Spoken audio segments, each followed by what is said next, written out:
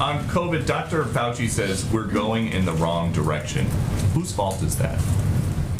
Well, I would say first what he was referring to is the fact that because there is still a large population of people in this country who are unvaccinated, and we have the most transmissible variant that we've seen since the beginning of the pandemic, that more people are getting sick with COVID. And those numbers are not moving in the right direction. I think that's accurate, and you can see it by data.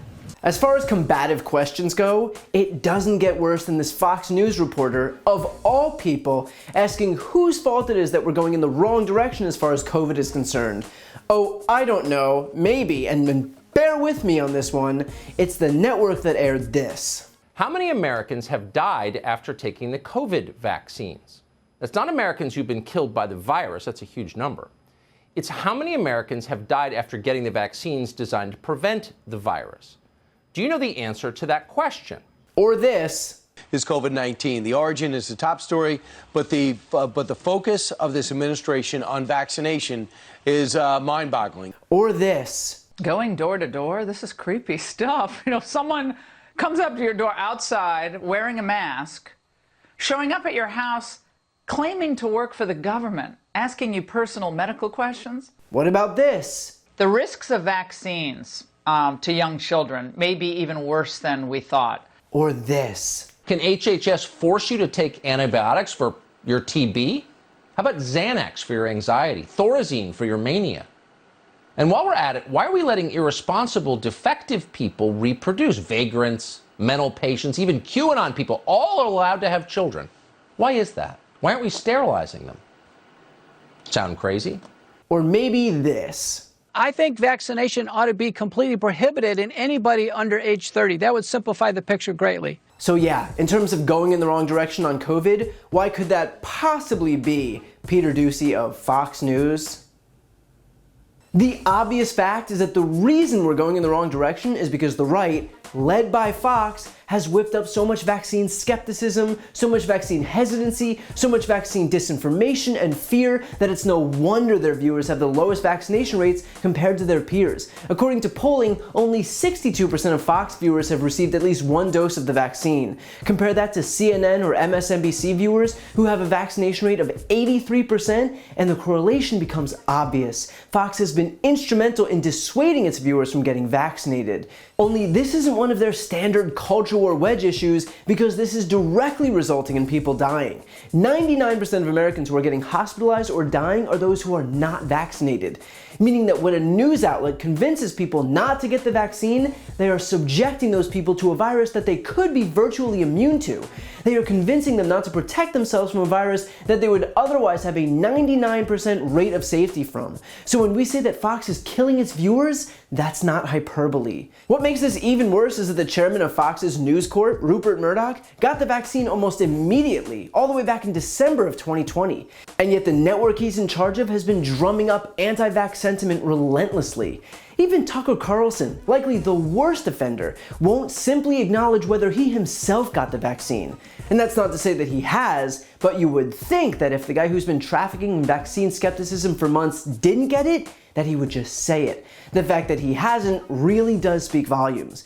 And so all of that is to say that the same people responsible for ensuring that other Americans don't get protection almost all manage to protect themselves. So they're okay with putting their viewers' lives in danger, just not their own. And all of this is being done because Fox News just needed to turn vaccines, which are a public health issue, into a culture war issue, because that's their formula. Republicans have no platform to run on because, let's face it, who's gonna vote for them if they just admitted that their platform is lowering taxes for billionaires and ignoring the science behind climate change and opposing women's reproductive rights and blocking stimulus checks and the child tax credit and infrastructure and on and on and on. So instead, they use the same grievance politics for a life-saving vaccine as they did for Christmas cups at Starbucks.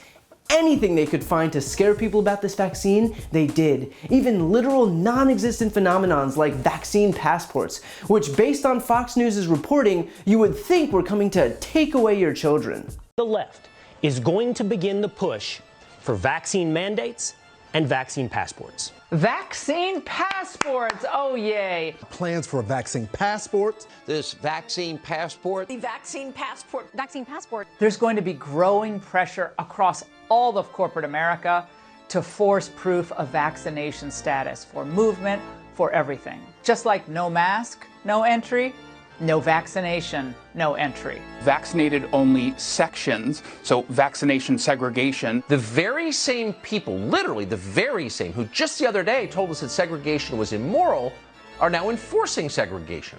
At Turning Point USA, we are going to give it everything we have to make sure that students are not going to have to live in a medical apartheid because they don't want to get the vaccine. Medical Jim Crow has come to America. If we still had water fountains, the unvaccinated would have separate ones. Give in to the bullies on this vaccine passport issue, the ongoing mask mandates, school restrictions, and they'll never stop chipping away at your liberty and your privacy. And by the way, just so you know, as proof, if you want to get a job, you'll need your vaccine papers. If you're worried about being forced to show your papers for travel, well, you should be. That we're on the verge of East German style, show me your papers.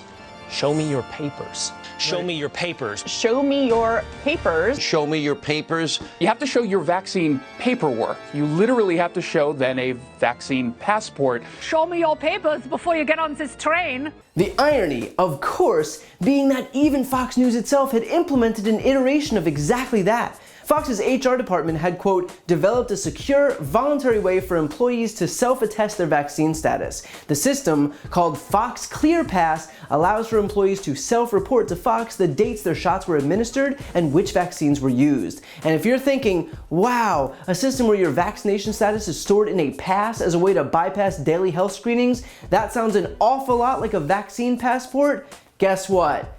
You'd be right. So whether it's their hypocrisy on vaccine passports or vaccinations themselves, the point here is obvious. Even they're not buying the bullshit that they're selling, but they're content to foist it upon their viewers because outrage sells. What they didn't anticipate is that that outrage would end up killing those viewers at a rate of 99 times higher than everyone else.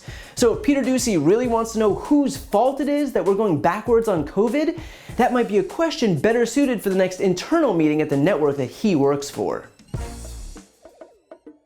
If you enjoyed that video and you're looking for a deeper dive, check out my podcast, No Lie with Brian Tyler Cohen. It's a no BS look at the top stories of the week, along with interviews with the top names in politics, like Vice President Kamala Harris, Jen Psaki, Elizabeth Warren, Nancy Pelosi, Chuck Schumer, Katie Porter, Pete Buttigieg, and more. Again, that's No Lie with Brian Tyler Cohen, available anywhere you listen to podcasts. Also, if you want to see more videos like this one, click the subscribe link right here on this screen to join the more than 1 million people who've already subscribed to my channel. And finally, to donate to my Don't Be a Mitch Fund, where I'm raising money for a whole raft of different voter outreach and voter registration groups in the closest states ahead of midterms in 2022, including Georgia, Pennsylvania, Wisconsin, North Carolina, and Texas. You can find that link on this screen as well. Thanks for watching.